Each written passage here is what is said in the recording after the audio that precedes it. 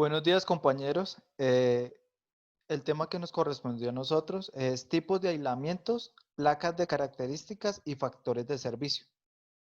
Mi nombre es Fabián Andrés Pulido y mi compañero Edwin Alonso Báez. Vamos a ver el contenido. Encontramos los tipos de aislamiento, las placas de características y los factores de servicio. No vamos a dar una introducción porque pues vamos a explicar en cada una de las diapositivas eh, cada uno de estos temas. Tipos de aislamientos. La mayor dificultad es garantizar el comportamiento adecuado del sistema de aislamiento en los arrollamientos, puesto todos los materiales aislantes conocidos empiezan a deteriorarse en una temperatura relativamente baja. Vamos a ver los tipos y las clases de aislamientos. La clase Y comprende los materiales fibrosos a base de celulosa o seda, no saturada, no inmersos en líquidos aislantes, y materiales semejantes. La temperatura característica de la clase Y es 90 grados centígrados. La clase A también se compone por fibrosas y bases de celulosas saturados con líquidos aislantes. La temperatura de la clase A es de 105 grados centígrados. La clase E, comprendidos también por agua, fibrosas, orgánicas, sintéticas y otros materiales. Su temperatura característica es 120 grados centígrados.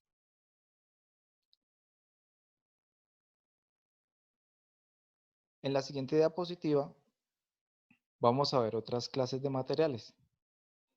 Los materiales de las clases A, Y y E no son de uso común actualmente y en el mercado nacional o internacional de motores eléctricos, utilizando materiales eh, de la siguiente clase. Bueno, en esta imagen vamos a ver eh, el arrollamiento de un aislante entre el devanado. Entonces acá, como podemos ver, el aire y la micatina. Entonces podemos ver los tipos de aislantes. En la siguiente diapositiva vamos a ver otras clases de aislantes. Encontramos la clase B, comprendida de materiales a base de poliestireno. Esta clase está más o menos a 130 grados centígrados. La clase F, comprendidos en materiales de base de micra, amianto y fibra de vidrio. Bueno, esa temperatura más o menos aguanta unos 155 grados centígrados. La clase H, comprendido en materiales a base de micra, asbesto o fibra de vidrio. Se caracterizan por una temperatura de 180 grados centígrados. La clase C, comprendidos de micra, vidrio, cerámicos y cuarzo. Estos se caracterizan también como la clase H por unos 180 grados centígrados. Y estos serían los tipos de aislantes. En la siguiente diapositiva vamos a encontrar una imagen en donde vamos a ver las temperaturas de acuerdo a las clases de los aislamientos.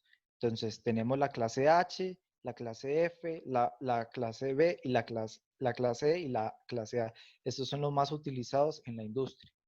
Podemos ver la temperatura azul es una temperatura ambiente. Dependiendo la clase que toma, la parte amarilla son las elevaciones de temperatura máxima. Y la parte azul sería, la azul clarita sería las márgenes de temperatura. Esto también varía dependiendo la clase, dependiendo del material con el que esté hecho.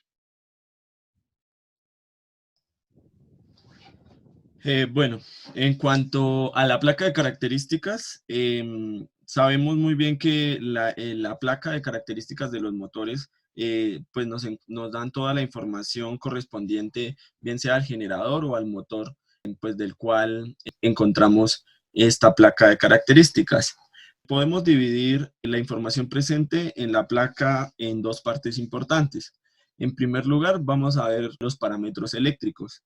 Dentro de los parámetros eléctricos encontramos unos tales como, por ejemplo, el tipo de motor, es decir, si es monofásico, si es trifásico. También vamos a encontrar la potencia a la que trabaja dicho motor o generador, bien sea en kilovatios o en caballos de fuerza. El voltaje nominal, pues que se da en voltios. El tipo de conexión, bien sea estrella o bien sea delta. La corriente nominal a la que trabaja este equipo, este generador o este motor. La frecuencia nominal, bien sea 50 Hz o si trabaja 60 Hz y 50 Hz. Y por último, también encontramos el factor de potencia, que pues es el coseno del ángulo, teta, y depende el equipo que estemos hablando, pues va a variar su valor. Por otro lado, tenemos los parámetros mecánicos o constructivos. Esta sería la segunda parte de la que podemos caracterizar los datos que encontramos en una placa de características. Aquí, ¿qué podemos encontrar? La velocidad nominal, que pues para efectos se da en revoluciones por minuto. También encontramos el factor de servicio, que más adelante lo vamos a explicar, en sus siglas SF. También vamos a encontrar el tipo de aislamiento, que los acabo de explicar mi compañero. Por ejemplo, puede ser clase F. Por otro lado, tenemos también el tamaño del marco, que es una referencia sobre el tamaño del marco del motor o del generador. También tenemos el grado de protección, el IP, que lo vimos desde el semestre pasado. Y por último, también podemos encontrar el tipo de construcción que tiene este motor. Bueno, aquí encontramos una imagen de una placa de características.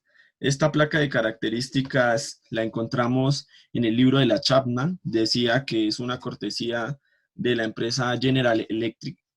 Bueno, y se las voy a explicar. En la parte superior vemos que encontramos el nombre del fabricante. Para este caso, pues es General Electric.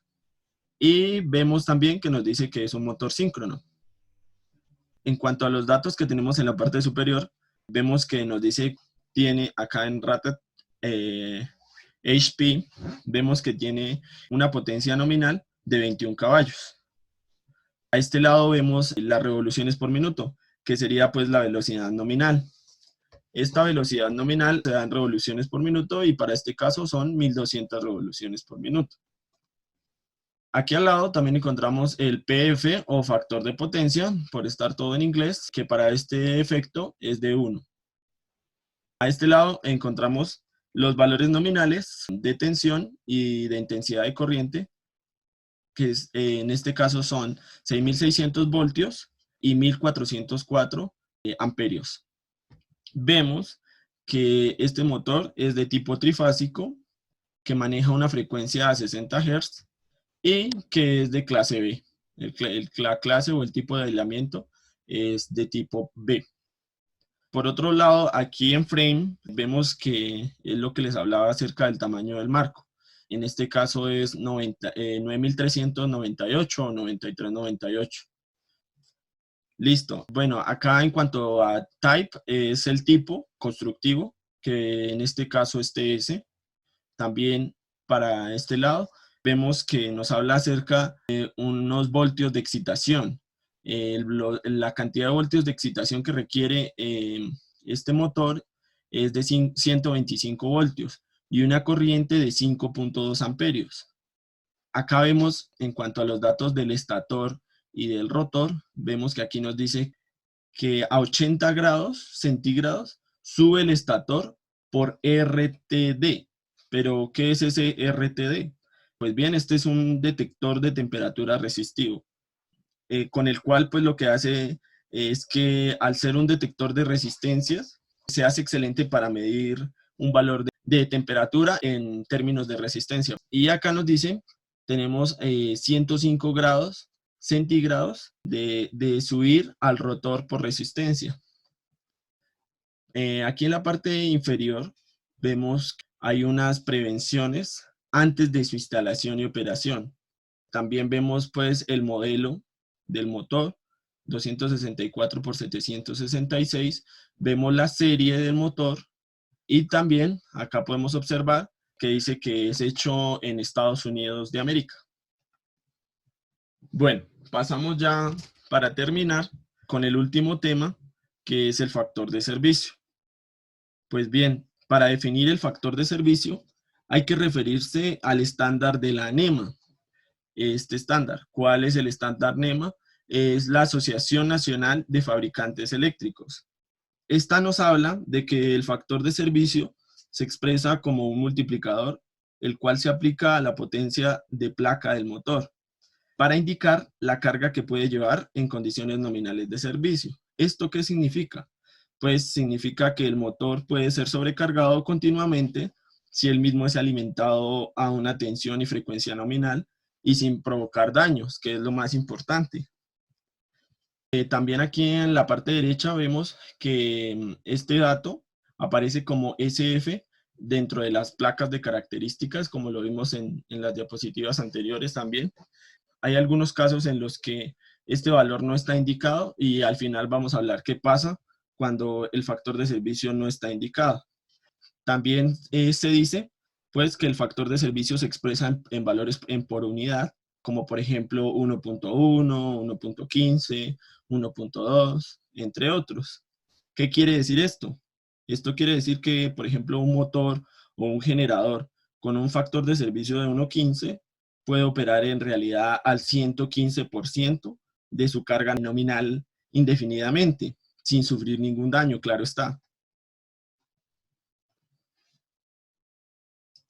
Acá vemos una figura también de la NEMA que nos indica el factor de servicio, cómo se asocia a cada potencia. Vemos acá los caballos de fuerza y las respectivas velocidades nominales, 3.600 revoluciones por minuto, 1.800 revoluciones por minuto, hasta 600 revoluciones por minuto, y vemos cómo pues afecta o se ven los valores del factor de servicio dependiendo pues la potencia y la velocidad de cada uno de los motores o generadores.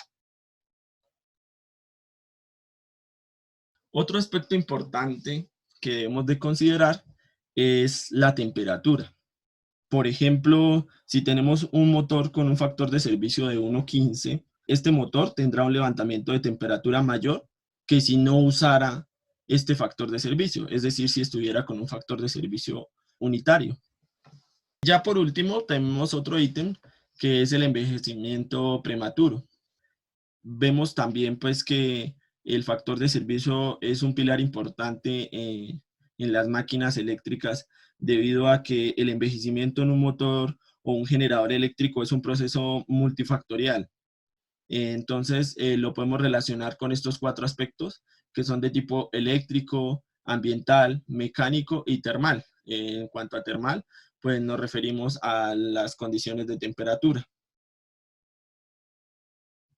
En cuanto a los motores que cuentan con un factor de servicio igual a 1, hay algunas situaciones en las que por obligación se debe utilizar este factor de servicio igual a 1. Y algunas de estas son las siguientes. Por ejemplo, la primera nos habla de los motores que son de 60 Hz y son aplicados a 50 Hz.